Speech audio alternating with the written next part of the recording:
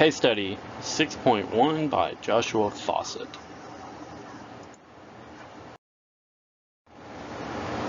A brief history on this case study. The company under investigation is the Whisk Wheel Company. They're a supplier for manufacturing companies, and what they supply is hubs and wheels to those bicycle manufacturers. The company has recently been trying to improve their quality control.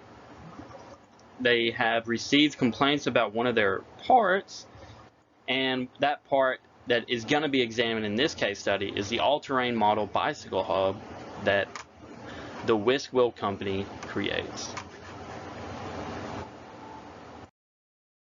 The problem. The Whisk Wheel Company has been notified by their largest customer, Rosewood Bicycle Inc., that the hub part for the bicycle that we have been shipping to them is not meeting the specification limits Rosewood Bicycle Inc. has set. And the hub shaft's length specification limits is 3.750 plus or minus 0.005 inches. It is made from the chrome moly steel, and this error with the limits has been narrowed down to be taking place during the cutting process. And the biggest involvement with this process is the operator and the machine. However, the reason for not reaching the specification limits and having so much error within our data was the operator's lack of training and too much over adjustment of the process. Management's current proposals. Currently, they have increased production inspection. The process in place is the go, no-go gauge, which is just sorting through all the products and making sure none of the products that do not reach specification limits will go to the customer. Now, this is highly costly and cannot be done for a long period of time. However, what this does allow is for us to study the problem and find a solution. Now, our team was given the order to find the problem and find a solution, and the operators sampled 6 hubs 24 times during the day. And the following slides will give us the data on day 1, 2, and 3. Day 1. Right here is the histogram that we're going to be looking at for day 1. And just looking at this histogram, what you can tell is the data is spread out. There's a lot falling outside the tolerance limits, and you see that at 3.755 outside of that. So you got 15.411 all outside of that on the right side. And then over here on the left side, you're seeing a lot on the outside of the tolerance zone too here. So a lot of errors going on just by glancing at this histogram.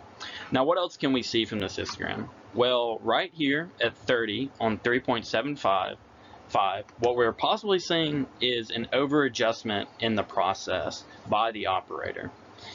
And how can we tell? It's because it's so much higher than all the rest, and what he's probably doing is measuring the data, and at the end of it he's realizing that he needs to round to meet the specification limits. And so that's what we see there. And then the sigma values, what these are showing is the data is a little bit more spread out than what it's supposed to be. And because it's supposed to be in the sigma 3, 99.73%, that's what it's supposed to be. And it's actually 99.61%. Isn't too bad, but what you're seeing is less of the data is within those limits. And you're seeing that in all the sigma values from sigma 3 to sigma 1. The z values, which this is going to be the area under the normal distribution curve, which we would expect it to be normal because the mean, average, mode, they're all the same. They're all in the same spot, 3.75. And the area under the distribution curve, the normal distribution curve, what you're going to see is 38.98% falling outside the tolerance zone. So that's a high number. That's not what we're wanting to see. And what we're seeing in the in-between area is 61.02%, and that's within the tolerance range. So that's how many parts are falling within that area. Okay. And that's it for this slide. Let's carry on with the process. Day 2. This is a histogram for day 2. And what we're seeing in comparison with day 1 is an improvement.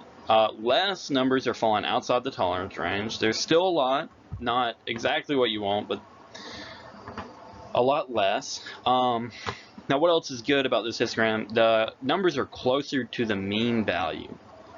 So the standard deviation is not nearly as high as day 1 because the data was so spread out on day 1. And then what else are we seeing from this histogram model, or what else can we gather? This process is probably under control. We can't guarantee that, but we can look at the other day and tell that that process is probably out of control because of over adjustments. These sigma values. What these sigma values are showing us is that we're getting closer to the tolerance for sigma 1 and 2, or smaller than what we want. Sigma 3 is showing that more data is closer to the center than day 1. So day 1 was 99.6, and today is actually more data is falling within the sigma 3, which is good. You can also see that the process is better later on in the control charts, and I'll show that. Right now, under the normal distribution curve, I would expect to see a normal one because the average, the mode, and they're all the same. And under the normal distribution curve, 70.62%, 70.262% is falling within the allowed tolerance zone. So that's better than day 1. We're looking at almost a 10% increase from day 1. And then what's falling outside is 29.38%.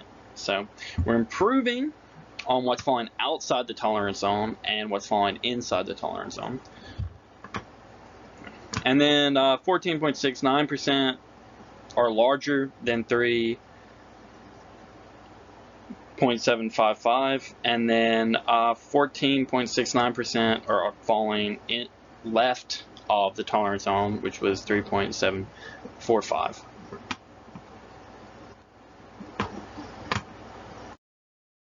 This is day 2 control chart.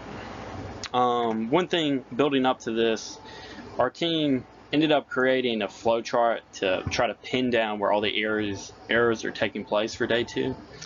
And some things that we narrowed it down to was materials, methods, machines, and operators. For operators, it was poor training. For materials, it was variance within the stock.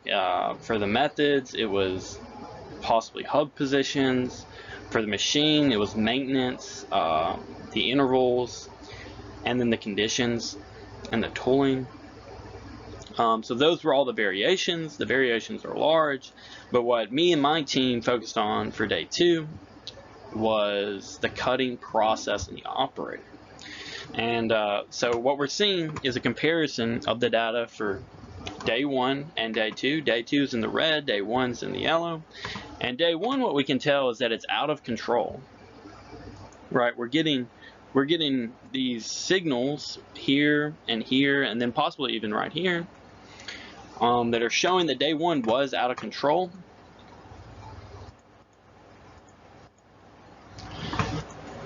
Day 2, it seems to be in control. There's no trends. The points are near the center. They're somewhat balanced, this is good, right? So we saw an improvement in day 2 in comparison to day 1. So that's solid. That's a good improvement of the process. Day 2, these are the R ranges. And what you're seeing is kind of similar, right? Within the ranges, you're seeing this jump with how with day 1, right? You're seeing these jumps over here, It doesn't seem to have any kind of control. And then day 1, you're seeing it's pretty much around the center line it's going. It's very balanced. There's no jumps within day 2. So that's good. So,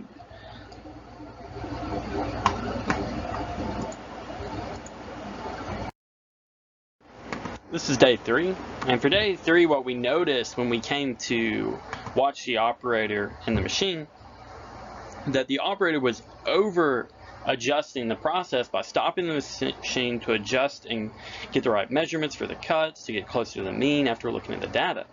However, this added a lot of variation to the process, it lowered the quality, and of course added time. So we stopped this and told him to stop messing with the process and just to do it as he goes, allow the process to carry out and not to meddle in it so much. And what we're seeing from this graph is good, right? It's a normal distribution. The process seems to be in control. There's nothing I can sit here and say just by looking at it that there seems to be interference with the process by over adjustments or anything. And I would expect a normal distribution, and possibly it's even skewed a little. So, and what would we be seeing from under the normal distribution curve? Well, what we're seeing from day 2 is a 10% increase, right? A 10% increase with the area for day 3 on what's in between the tolerance zones. Well, 20 and 20% from day 1, which, so obvious improvement to the process. This is good. The sigma values are showing that we're still getting some, we got a lot in the first sigma, which is a good sign, and we got close to the second sigma, and then the third sigma, there's a lot. So we're getting a lot of stuff falling in between the tolerance zone, a lot of information that's showing that our process is in control from this histogram. This is day 2 and 3's X chart, and what you're seeing for day 3 is a controlled process. The data is showing that it's more compact than day 2 with the center line, and the limits are also more compact. They're closer to that center line because there's less errors going on with the process. So there's a process improvement for day 3 compared to day 2, just by that one suggestion that the operator doesn't mess with it. So day 3, you're seeing a big improvement. This is day 3 and 2's R chart. And what we're seeing is day 3 is closer to the 0 for its average, and that day 3 is hugging their center line. Day 2 isn't doing that, and it's having high jumps, unlike day 3, who isn't having high jumps. So this is showing that day 3 there was an improvement there within the ranges. The conclusion for my team, well, the first one would be better training for the operators. There was obviously some problems with that, as we saw through the other slides. That's what caused most of the variation within the process that we saw. And then better measuring methods to improve the process. The operators seem to have some issues with that. And then this process should continue to be monitored and pushed to improve. As we could tell by the flow chart, there was a lot of variation within the process, so it needs to be monitored. Thank you for listening. Have a blessed day.